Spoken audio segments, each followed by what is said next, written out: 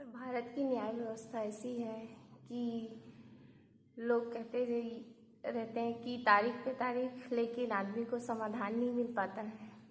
और लोग मैक्सिमम लोग न्याय व्यवस्था में इसीलिए विश्वास भी नहीं रखते हैं। तो क्या सच में न्याय व्यवस्था बिका हुआ है या फिर न्याय नाम की चीज़ है सिस्टम में, भारत या फिर अलग देश में भी?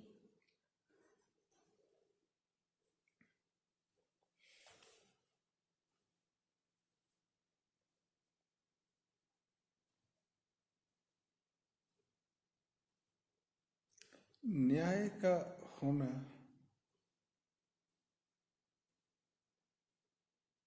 विश्वास का होना होता है,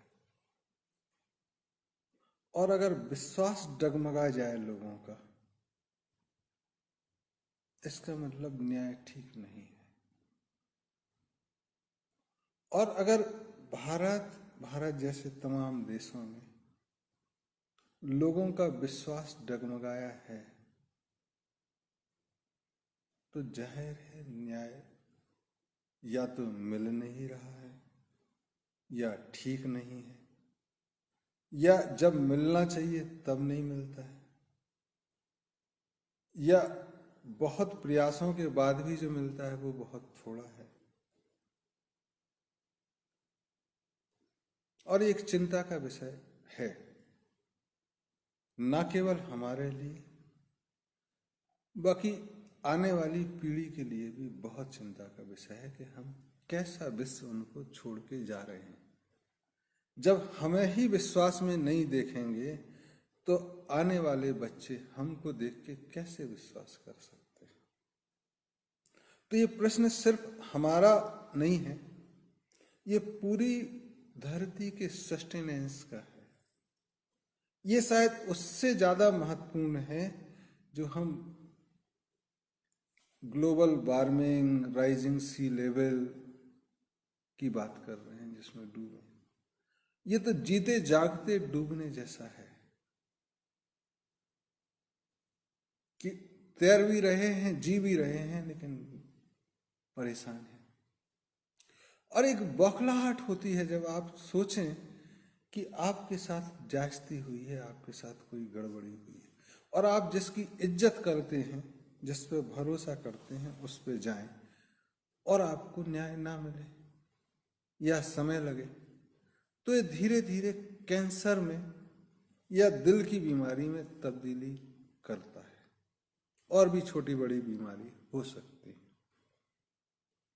तो पूरे समाज में अगर कहीं चीजें रुकनी चाहिए कि सब कुछ बदमाशी है, लेकिन इस जगह आके चीजें ठीक हो सकती हैं, और वहीं ठीक ना हो तो पूरी की पूरी व्यवस्था चरमरा जाती है। और अगर व्यवस्था को चरमराना है, दूसरी तरफ आप कहें तो न्याय व्यवस्था को खराब कर दो, अन्याय भी नहीं होने दो, न्याय भी नहीं होने दो। इतना शिथिल, इतना इंडिफरेंट कर दो कि उसको कोई सरोकारी नजर नहीं आए, तब चीजें आप व्यवस्था को कहीं की भी खराब कर सकते हैं। तो अगर किसी देश का आपको नुकसान करना है तो वहां की न्याय व्यवस्था के लोगों को खरीद लो, या न्याय को व्यावसायिक बना दो, या न्याय में अड़चने डाल दो। वो देश अपने आप खराब हो जाएगा, क्योंकि झगड़े होंगे, झगड़े सुलटाने के लिए न्याय के पास जाएगा। न्याय बिका हुआ है, तो जिसके पास पैसे होंगे उसको न्याय मिलेगा। न्याय धीरे धीरे चलता है, तो पैसे वाले को भी न्याय नहीं मिलेगा। और अगर न्याय व्यावसायिक हो गया है तो वो चाहेगा कि उसका व्यवसाय चलता रहे, तो चाहे पैसे वाला हो, गैर पैसे वाला, दोनों परेशान। तो पूरी दुनिया में अगर अफरा तफरी मचाने का कोई सोचा होगा तो ये जरूर प्लान किया होगा कि न्याय व्यवस्था दुनिया की खराब हो, और ऐसा भी हो कि अगर हम चाहें तो हमें न्याय मिल जाए, या हम इतने शक्तिशाली हैं कि उन न्याय व्यवस्था के लोगों को खरीद सकें, या ऐसा भी करें कि न्याय में जो न्यायाधीश बैठे हों वो नौकर ही हों। तो नौकरों को न्याय व्यवस्था का जिम्मा दे दो, तो वो अपना व्यवसाय चलाएंगे, नौकरी की चिंता करेंगे और हमारी सुनेंगे। और हमारे तो थोड़े ही केस आएंगे, कभी कभार आएंगे। तब नौकरी पाए हुए न्यायाधीश को सबसे ज्यादा चिंता अपनी नौकरी की होती है, और वो नौकरी करने वाला जागरूक क्यों रहे? उसके पास जैसी फाइल आएगी उसको देखेगा, आज करे कल करे, तो फाइल देने के लिए हर कार्य, समझाने के लिए, आपकी पिटीशन डालने के लिए लोग, जिनको ज्ञान है सरकारी उनको बाहर बिठा दो कि वो हमारी भाषा में बात करें। अगर हम सीधे ग्राहक से बात करेंगे या सीधे फरियादी से बात करेंगे तो हो सकता है वो गर्म हो जाए, हमसे लड़ जाए, हमको जूता मार दे। तब हम कहेंगे नहीं, आप हमारे जो बाहर बैठे हैं जिनको हमारी भाषा समझ में आती उनके द्वारा आइए, तो हम उनसे बात ही ना करें। उनको हमारे नियम पता है, हमारे कायदे पता है, वो हमको भगवान समझते क्योंकि हमसे ही खाना मिलता है, तो वो हमको लॉर्ड बोलेंगे। हमारे ही काम से उनको रिश्वत या फीस मिलेगी, इसलिए हमारा हमेशा सम्मान करेंगे। और चूंकि वो हमारा ख्याल रखते हैं इसलिए हम भी उनका थोड़ा बहुत ख्याल रखेंगे, उनके अलावा तो सुन ही नहीं रहे। और मान लो कभी किसी के पास पैसा नहीं है तो हम कह देंगे फ्री में वकील देंगे, जिससे कि लगे न्याय हो रहा है। तो ये जो नौकरों के द्वारा न्याय व्यवस्था है, ये पहला प्रतीक है कि न्याय नहीं है। और अगर डेमोक्रेसी में भी ये है, तो डेमोक्रेसी जो जनता की सरकार होनी चाहिए वो जनता की है ही नहीं, या तो वो शैतान की है या नौकरों की है। तो democracy by the people for the people of the people ना होके democracy of the government servant by the government servant for the government service हो जाएगी। ऐसे में न्याय सोचना बहुत दिक्कत है। और ये कमोबेश उन सारे देशों की परेशानी है जहां जहां यूरोप ने राज किया, क्योंकि उनको राज करने में आसानी थी। हमारी गलती ढूंढे ना, हमारे पास कोई आए ना, न्याय होते हुए दिखे लेकिन न्याय हो नहीं। अब कमोबेश हालत यह है कि जहां जहां यूरोप के लोग गए वहां वहां न्याय की व्यवस्था है। लेकिन दूसरी चीज देखो कि अगर मेरे भेजे में कोई चीज बात आई तभी तो मैं इंप्लीमेंट करूंगा, तो मैं उससे अछूता कैसे रहूंगा? तो मॉडल के रूप में वो यूरोप में भी है, थोड़े से परिवर्तनों के साथ। तो थोड़ी जल्दीबाजी वहां हो जाती है, बाकी सिस्टम इतना ही खराब है। तो एक अमेरिका का आम नागरिक न्याय व्यवस्था से हो सकता है पाकिस्तान, बांग्लादेश, भारत जितना परेशान नहीं हो, लेकिन परेशान नहीं है ऐसा नहीं है। इंग्लैंड का नागरिक इंग्लैंड की न्याय व्यवस्था से उतना ही परेशान है मानसिक रूप से तो जितना भारत का है, क्योंकि व्यवस्थाएं तो एक ही है। वकील उतने ही खून चूसू वहां पे हैं जितने भारत में, हो सकता वहां ज्यादा हो। जज का ग्रीड यहां से कहीं ज्यादा है सारे विकसित देशों में, और व्यवस्था एक है। जो विरोध कर रहे हैं उनके यहां भी यही व्यवस्था, दिक्कत है। जो इससे परेशान होते हैं वो भी कहते हैं मैं तुम्हें कोर्ट में देख लूंगा, और कोर्ट तो जानते हैं, तो कहाँ देखेगा आदमी? फिर वो कहता भगवान के घर सुनेंगे। गुजरात में एक कहावत है कि मरने से मुक्ति नहीं मिलती है, मरनाने मुक्ति ना है। कायदा वही से रहते वक्त दीवार बदल जाती है। तो ये जो न्याय व्यवस्था का कारण है, मरने के बाद भी मुक्ति नहीं मिलती है, दूसरे जन्म में भी ऐसी दिक्कत झेलनी है। अब व्यवस्था कैसी हो, न्याय है क्या, इस स्टेज तक हम पहुंचे कैसे, और आगे क्या है, ये महत्वपूर्ण प्रश्न है। हम अपने बच्चों को कैसी न्याय व्यवस्था देना चाहते हैं? हम हो सकता है कि सुसाइड कर लें और हमारा जिंदगी समाप्त हो जाए, लेकिन प्रकृति तो आगे बढ़ेगी। तो आज तक जो गति रही है और यहां तक पहुंचे, तो हो सकता है कि पूर्व में और भी खराब न्याय व्यवस्था रही। आज हम जिसकी बुराई कर रहे हैं, हो सकता है उसमें कुछ अच्छे गुण हो। तो अनार्की से तो ठीक ही है, इमीडिएट डेथ से हो सकता है स्लो डेथ हो रही हो, डिक्टेटरशिप से हो सकता है अच्छी हो, कुछ गोल गोल घूमता रहता आदमी, कुत्ते से मरवा दिया जाए, चौराहे पे गोली मार दी जाए और 2 साल बाद पता चला कि वो गलत था, दिक्कत है। तो ये जो न्याय व्यवस्था में धीरे धीरे धीरे धीरे इस स्टेज तक आए हैं, इसके आगे क्या, ये एक प्रश्न है। फिर न्याय किसके लिए? अगर जनता के लिए है तो जनता के लिए, रईसों के लिए तो रईसों के लिए, प्रकृति के हिसाब से तो प्रकृति के हिसाब से। फिर थोड़े सेग्रीगेशन की जरूरत है। एक रोजमर्रा के झगड़े, एक बड़े झगड़े, एक और बड़े झगड़े। अब रोजमर्रा के झगड़ों का भी वही नियति हो जो कभी कभी के झगड़ों का है, तो एक तो उन संस्थानों पे दिक्कत आएगी और एक आदमी वैसे ही परेशान।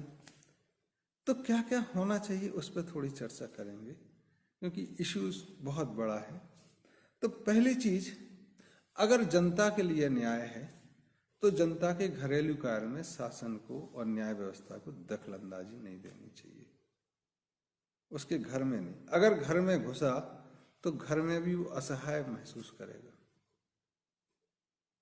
तो शादी ब्याह, छोटे छोटे झगड़े, ये परिवार और समाज निपटाए, तब बोझा कम होगा और उनको स्वतंत्रता मिलेगी। समाजों के बीच में जो अंतर्द्वंद है उसको कोर्ट सुलटा सकता है। परिवार, जो अंतर्राष्ट्रीय परिवारों के बीच में संबंध होते हैं, उसमें कोर्ट आ सकता है। फिर महत्वपूर्ण यह है कि कोर्ट क्या व्यवसाय है, क्या इकोनॉमी ही इम्पोर्टेंट है या समाज इम्पोर्टेंट है। अगर समाज के लिए और समाज इम्पोर्टेंट है तो इकोनॉमी और जो पैसे की चीजें हैं वो दूसरे दर्जे पे आनी चाहिए, वो पहला दर्जा क्यों ले। तो चीजें उसके हिसाब से। अब महत्वपूर्ण यह है कि न्याय हम कर क्यों रहे हैं। अगर किसी का मर्डर हुआ तो वो तो हो गया, अब उसको मार के आप क्या एग्जाम्पल देना चाहते हो। तो कोर्ट कहता है कि हम समाज में ये डर बिठाना चाहते हैं कि कोई दूसरा आगे हिम्मत ना करे। इतनी कठोर सजा दो कि दूसरा कोई हिम्मत ना करे। लेकिन अगर समाज से और सरकार से उसका भरोसा ही उठ जाएगा, मरने से उसको डर नहीं लगेगा, तो बहुत सारे लोग ऐसी हिम्मत कर सकते हैं। धर्म कहता है कि अगर घर में माँ बच्चे को इस तरह से बढ़ाए कि ये नहीं करोगे तो तुम्हें भूत परेशान करेगा, तुमको वो परेशान करेगा, और बापू कहे हम शपथ लगाएंगे, और ऐसे ही समाज में सरकार कहे कि तुमने ये किया हम तुम्हें जेल डाल देंगे, और धर्म रिलीजन कहे कि तुमको नरक हो जाएगी, तो ऐसे डरे हुए बच्चे भविष्य कैसे बनाएंगे? तो अगर न्याय व्यवस्था डर पैदा करती है तो एक स्वस्थ समाज के बनाने में बाधक है। तब न्याय व्यवस्था की जिम्मेदारी बढ़ जाती है। और एक ही तरह का डर, समाज रोज बदल रहा है, न्याय व्यवस्था भी रोज बदलनी चाहिए। तब किताबों की और कॉन्स्टिट्यूशन की इतनी जरूरत नहीं है। तब जो जागृत है वो न्याय व्यवस्था में शीर्ष पर होने चाहिए, जिनको अनुभव है जीवन का। तब व्यवसाय नहीं है तो जिनको जीवन का अनुभव हो चुका है, जो पढ़ चुके हैं, जो समाज देख चुके, और जिनका कोई बहुत लेना देना नहीं है, लालसा नहीं, वो न्याय की व्यवस्था में होनी चाहिए। अगर आश्रम व्यवस्था को देखें तो 72 वर्ष से ऊपर के लोग न्यायाधीश होने चाहिए, जिन्हें मरने का भी डर नहीं है। तुम क्या बिगाड़ लोगे उनका? अगर सही लग रहा तो लग रहा है, फिर वो घर का हो बाहर का हो, क्योंकि उनका रिश्तेदारी सारे दूर हो गई, तब वो कुछ नया कर सकते हैं। कि इसने अगर चोरी की तो इसके हाथ काट दो, ये नहीं कहेंगे, क्योंकि हाथ काट दोगे तो इसको जीवन भर खिलाओगे कैसे? वो धर्म की सुनेंगे कि चोरी करने लायक नहीं रहना चाहिए, इसका मतलब इसकी एक आदत बदलनी है और इसको भरण पोषण के लिए पैसा देना है। एक गांव में चोरी हुई तो जज ने, जिस सेठ के यहाँ चोरी हुई थी, 3 महीने की सजा उसको दी और साल भर की सजा चोर को दी। तो सेठ बोला मुझे क्यों? बोले तुमने इतना पैसा बिना चोरी के इकट्ठा तो किया ही नहीं होगा, पकड़ में नहीं आई है तुम्हारी चोरी, वो अलग बात है, और तुमने लालच दिया उसको चोरी करने का। सादा जीवन जीना चाहिए, वो तो मजबूर हुआ, उसके पास खाने को नहीं था तो तुम्हारे यहाँ आया, तो दोनों को सजा। तो जो जागृत होगा वो देखेगा कि समाज ठीक चल रहा है कि नहीं। दूसरा, अगर प्रकृति के बहाव को और चलन को देखें और प्रगति को देखें तो समाज में चीजें ऋणात्मक से धनात्मक की ओर, तो चीजें आज जो कमीन नजर आ रहा है वो कल का जेंटलमैन हो सकता है। बड़ा अजीब लगेगा सुन के कि today's rascal is tomorrow's gentleman, but ऐसा होता है। तब एक चोर एक सेठ के यहाँ सामान खरीदा और उसने कहा कि कितने का है? तो बोला 100 रुपए का। तो चोर का बेटा बोला बापू ठग रहा है, ये 90 रुपए का है। तो बापू बोला इसको ठग लेने दो, ये हमसे ठग रहा और बाकी सब लोगों से ठग रहा है, अगर ये 90 में ही देगा तो इसके पास क्या बचेगा? तो बापू इतना पैसा इसके पास इकट्ठा हो जाएगा, कैसे करेंगे? तो बापू बोला कि जब हम चोरी करने इसके घर जाएंगे तो हमको पैसा मिलना चाहिए ना, तो ये लेगा नहीं सबसे 10-10 रुपए एक्स्ट्रा, तो कहां से मिलेगा? तो ये जितने बदमाश दुनिया में हैं, जितने रईस हैं, ये वास्तव में धर्म का काम कर रहे हैं कि एक जगह इकट्ठा कर रहे हैं। जब जरूरत है आप इनसे वसूल सकते हैं। फिर चाहे दुनिया के कितने भी धनाढ्य लोग हैं, एक सब इंसान को पैसा इकट्ठा करना दिक्कत होता है, लेकिन जब वो बहुत जरूरत हो जाए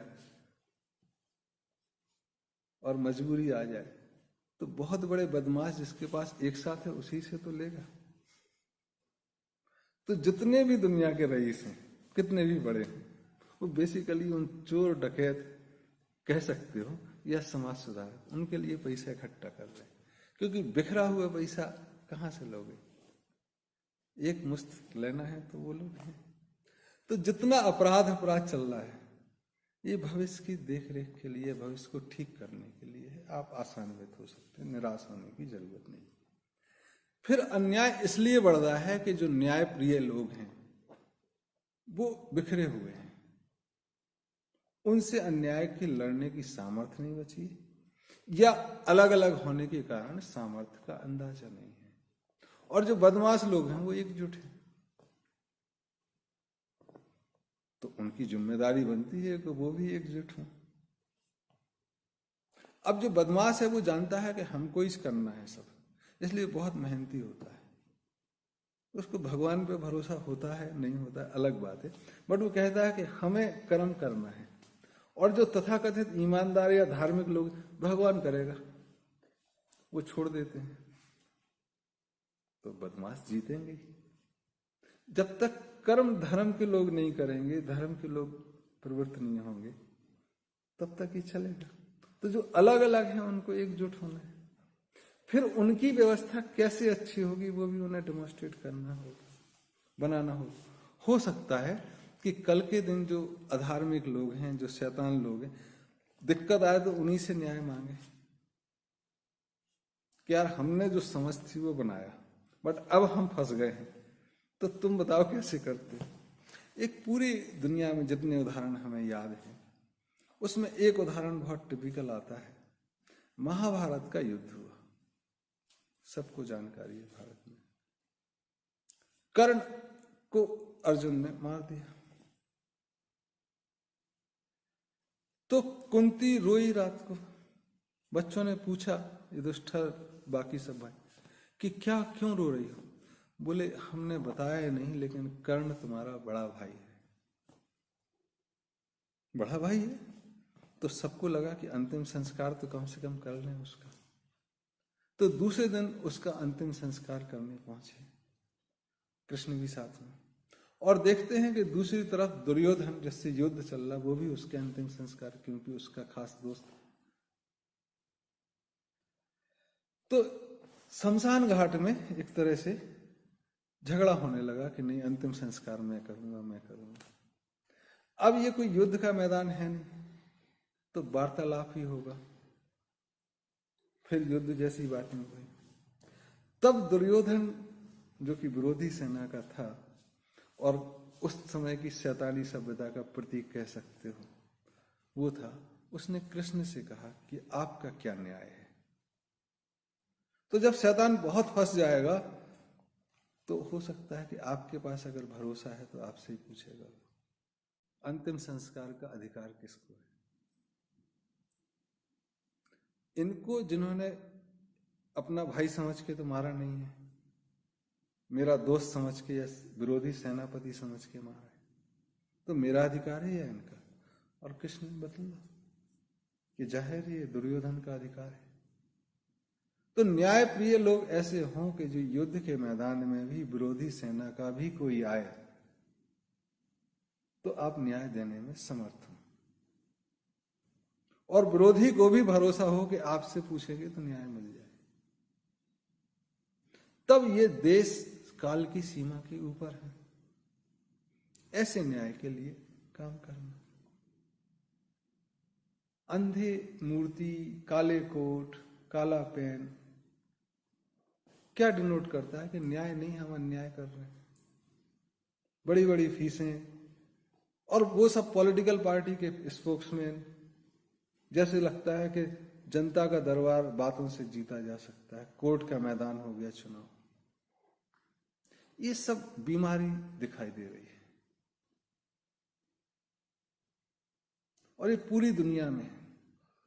तो आप या तो हाथ पे हाथ धरे रखें, बैठे रहे, या इसमें सहयोग करें कि पूरी दुनिया में परिवर्तन हो। शुरुआत चाहे भारत से हो, अमेरिका से हो, इंग्लैंड से हो, कहीं से भी हो सकती, लेकिन मुझे जो लगता है कि जो इस सीमा में आगे बढ़ा है, जिम्मेदारी उसकी है, और जो बड़ा अपने को समझता है उसकी है, कि वो इस दिशा में प्रयास करे। और इससे एक सभ्य समाज के लोगों को ही नहीं मिलेगी राहत, वो बदमाशों को भी राहत मिलती है, क्योंकि प्रकृति तो दोनों ही चलाते हैं। आप शरीफ, सभ्य, ईमानदार इसलिए कहलाते हैं कि ईमान भी हैं। अन्याय है इसलिए न्याय की जरूरत है। बैलेंस बना रहे, चीजें चलती रहें।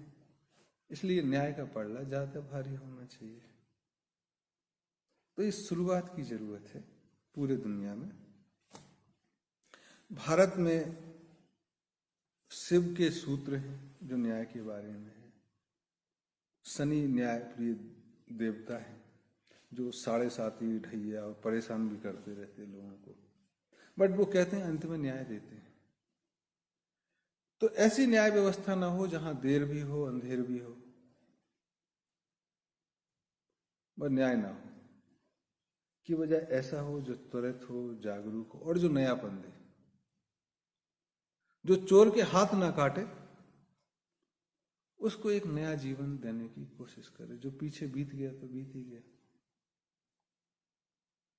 तो एक शुद्ध चीजें प्रवाहित हों, इसकी जरूरत है। न किसी का विरोध, लेकिन ये जरूरी है। इसलिए अंतर्राष्ट्रीय स्तर पर जरूरी है। तो मैं सबका आह्वान भी करता हूं कि जो इस दिशा में काम कर रहे हैं वो एकजुट हों और एक नई दिशा दें, जिसको हो सकता है कि तथाकथित बदमाश जो दुनिया पर राज करने की सोच रहे हैं वो भी उसमें भरोसा जता सके या उसको एक चैलेंज समझ सके। बिना उसके चीजें ऐसी ही चलेंगी। लेकिन खुशी की बात यह है कि चर्चा हो रही है, इसका मतलब हल भी आने वाला है।